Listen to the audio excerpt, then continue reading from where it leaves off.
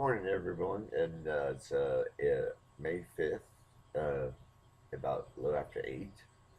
You see this? There's this orange thing here, and yesterday it came in the mail, and basically I bought a little futon thing. Look, that's Tess. That's Tess. That's his head right on the bed. That black thing you see right there. And so I bought this, but you can it's orange on the back. Which, by the way, orange is a very you see my bed sheets are orange too, so it's a very orange is a very spiritual color of positive thinking. But the back of the couch is orange, but on the other side, and I'm not going to turn it around because I ain't moving that around. But it's multicolored. It's got squares of different colors, and I just love it. And I bought it because of that color, and I also bought it so because the chair I'm sitting in now was where that used to be, and now I bought that so that Tess and I can sit there together on the couch together, and not always be spooning in the bed. But excuse me.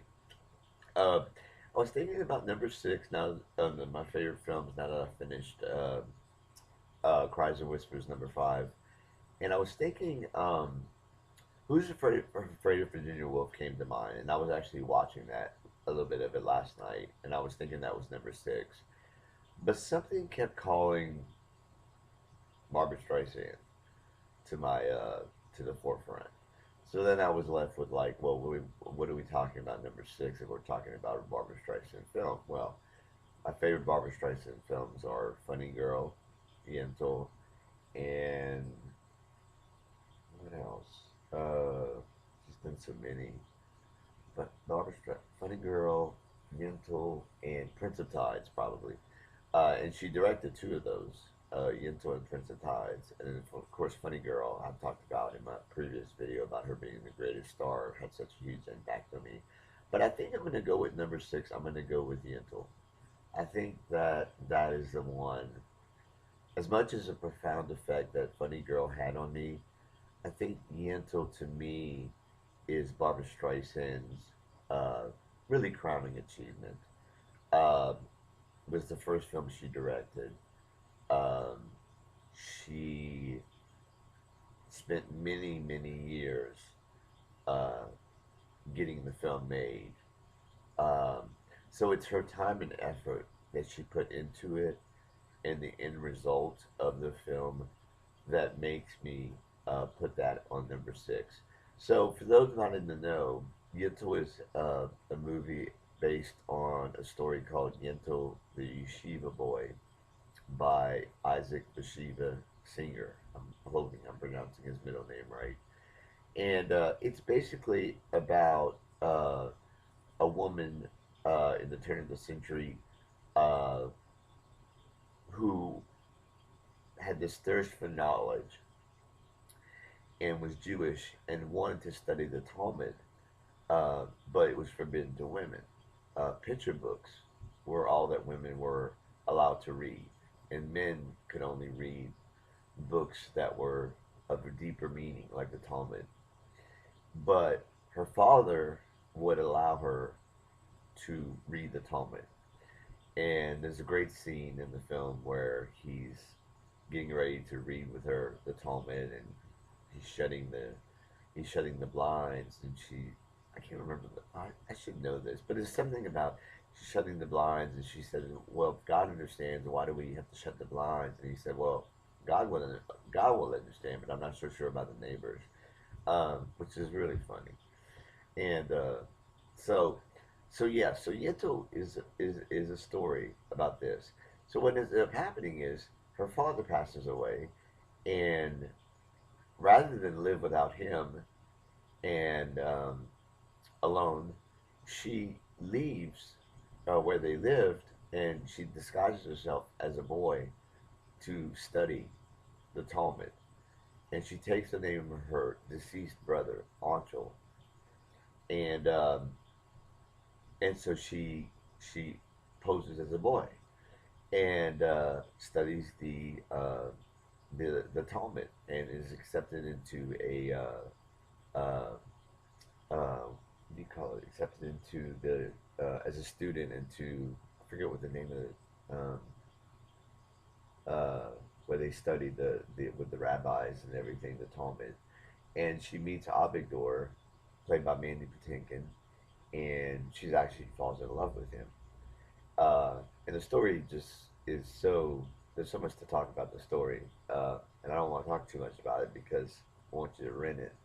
Um, uh, what do I want to say about YENTL? I think I've talked about this before, like I said in previous videos, but I remember the day it came out. I was a senior in high school, and I told my mom, "Do you mind picking me up from school? Just take me straight to the theater. It's a 4:30 showing, and I'm gonna stay for the 4:30 showing. And then when the next showing was at 7, I think I said I'm gonna stay for the second showing, and so just pick me up around 9:30 or 10.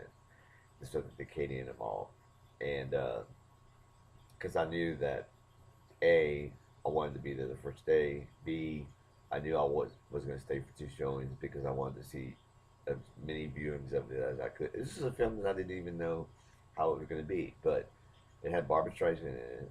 I had bought the album for those older like me um, when it came out before the movie came out, so I knew all the music, um, and I just knew that I was going to love it, and I did. And I actually like watched it just weeks ago, and uh, I just love it. I just love it. Why do I love it? Once again, it reminds me. I'm thinking of the Danish Girl because once again we have another film where even though Aunt Yentl doesn't have any kind of sex operation to become a man, she disguises herself as a man. So once again, I'm finding thematic structure, themes in these films that are alike and similar. And once again, with the Danish Girl and Yentl, we've got two stories about um, that deal with masculinity and femininity and the holding of both and or the acceptance of one over the other, uh, which I can only say on a personal note that my name is Timothy. Uh, I am a man. My body parts externally are all male. Um, Internally, I don't believe that I am a woman, but I do believe that I have, uh, once again, boxes and labels, feminine traits. Um, and I'm okay. By the way, I'm okay with all of that stuff. But I don't want to undergo a sex operation. I don't want to change Timothy Verret. I like Timothy Verret. Um, and which, oh my God, it took 52 years to be able to say that line. And I love myself in a non vain way. I appreciate my talents and gifts that Father God in Christ has endowed me with. But once again, let's go back to Yentl. So when Yentl came out, of course, you know, it was well received. Steven Spielberg, who I consider to be a incredible director, actually said it was one of the best directorial debuts of a film he had ever seen. And coming from Steven Spielberg, that's a pretty good compliment. And I think he's right. By the way, I think it is one of the uh, great directorial debuts. Somebody directing a film for the first time. She had incredible. Uh, she made incredible choices in this film. The flow of it, it flows beautifully. The singing is. You know, we're talking about Barbra Streisand here, okay? This is the greatest singer who ever lived. Um, I guess female wise. Um, I'm not sure about male singers. I don't have anybody that I can think of. Um, and it's interesting because I've talked about some so often. I've talked about how I have tons of favorite actresses: Jessica Lange, Kate Winslet, Sissy Spacek, Barbra Streisand, Nicole Kidman. But with males, you know, Eddie Redmayne and Joaquin Phoenix are the two that come to mind. Probably the only two that I can think of. And the same thing happens with female singers. Not really female singers though, but I mean Barbra Streisand is number one, and nobody even comes does number two. That person is Not even. It's like quite a distance between. I mean, she is Barbra Streisand is to me the greatest female singer ever, and I wouldn't call it the greatest film director ever, although I think that she, like I said, she did an incredible job with YENTL.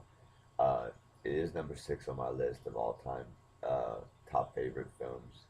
I hope you will pursue watching it. Um, I remember when it came out, like I said, I went to see it, and then I took my mom to see it with me, and I took friends that I had. I didn't have a lot of friends, but I took some of my friends to go see it, and they liked it. And it was really funny. There's this one scene in the film where she makes the decision toward the end because of all the complications that have occurred from her relationships as disguising herself as a boy. And the song is No Matter What Happens. And what that song is saying is that she is making a decision in that song that she sings to tell Avigdor how she really feels about him, that she's in love with him. And there's a part of when she's singing in that song that when I was sitting in the audience with a couple of people, my mom and I remember a friend of mine, Anna, and we were sitting, and there was both of them, both my mom and my friend, when she was singing that song, right at a specific moment when she was singing, they both turned to me or said to me in the theater like, she has a wonderful voice. And I remember they said it both. I mean, it was at the right at the one scene in particular, and I just thought that was pretty amazing because of all the songs in that film, and all of them are beautiful, by the way, and all of them are beautifully orchestrated, wonderful music, wonderful lyrics.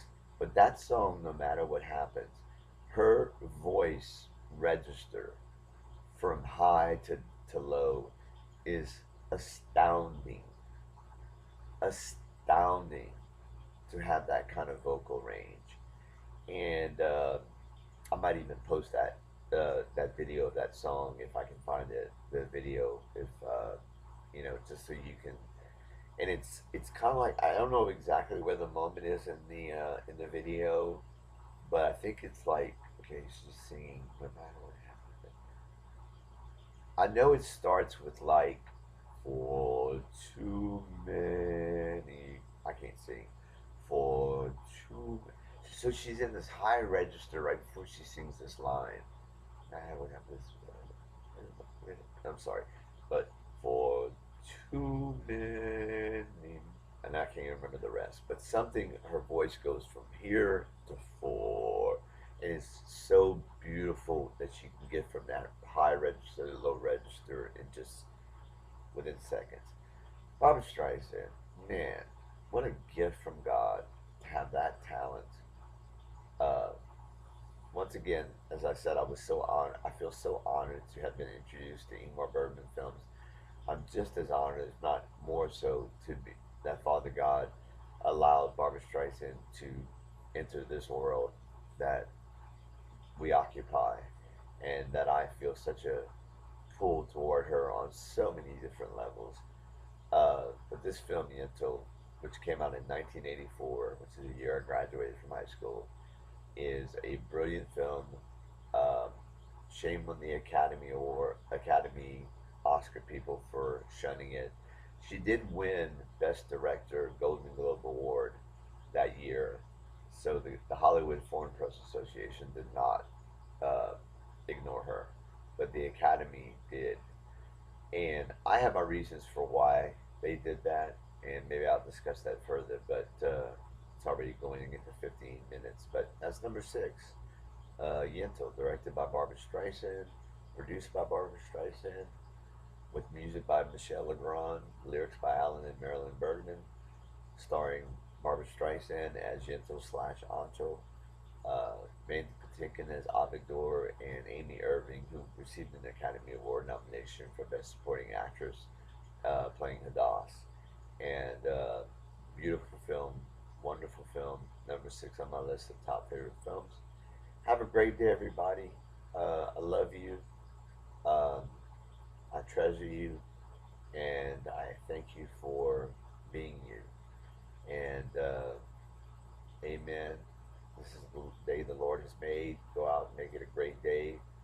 Uh, carry a card uh, around to remind yourself that whoever crosses your path, uh, the gift of love and compassion and mercy that was so freely given to us, let that shine out to others that you encounter on your path today.